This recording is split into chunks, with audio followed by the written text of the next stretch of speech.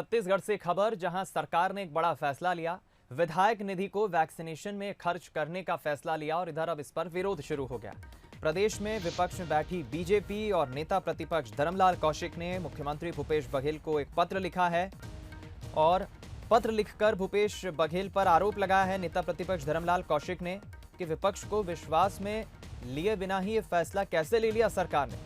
धर्मलाल कौशिक ने कहा कि कोरोना के खिलाफ जारी लड़ाई में सबकी भूमिका अहम है और सबका योगदान भी है, फिर ऐसे में सरकार ने यह फैसला कैसे ले लिया।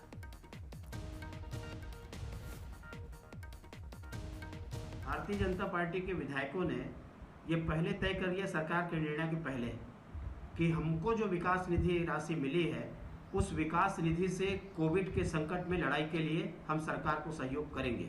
अभी जो समाचार पत्रों में जो देखने को मिला है कि कल एक आदेश जारी हुआ और उसमें सभी को वैक्सीन के लिए उसमें समायोजन करने की बात है। न इस संदर्भ में सरकार की तरफ से, कोई मुख्यमंत्री जी की तरफ से, स्वास्थ्य मंत्री जी की तरफ से, सरकार की तरफ से न तो प्रतिपक्ष के विधायकों से कोई बातचीत की गई, न उसे विश्वास में लिया गया। और इस प्रकार के जो निर्णय लिए गए हैं, मैं ये कह सकता हूं कि ये स्वेच्छाचारिता है।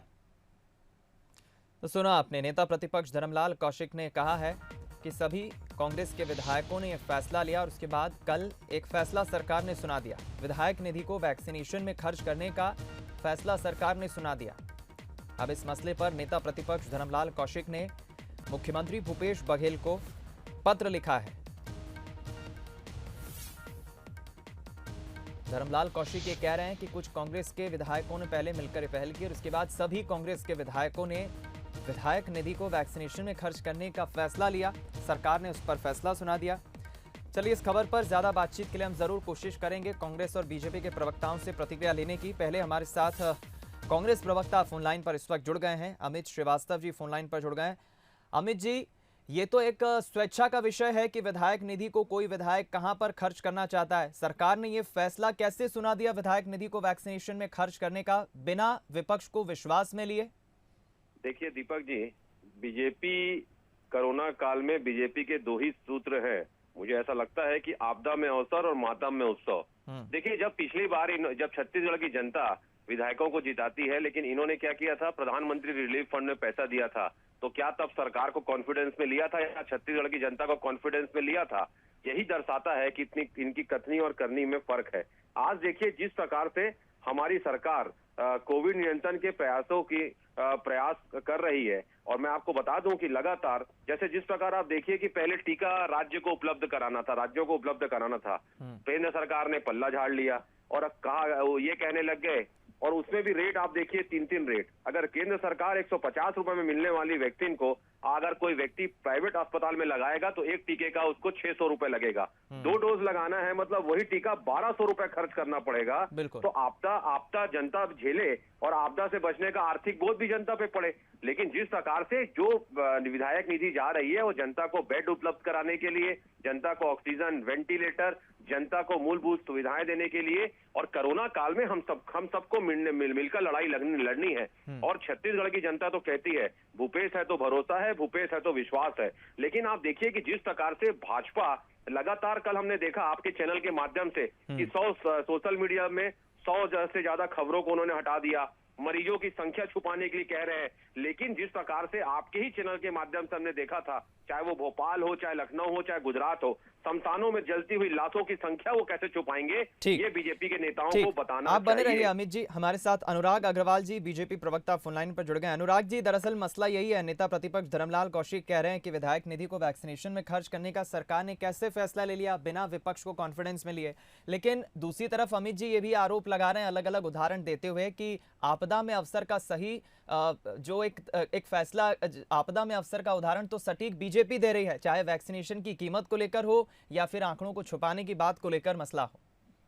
देखिए, भारतीय जनता पार्टी की जो मुख्य आपत्ति है वो उसकी राजनीति और गलत बयानी को लेकर है।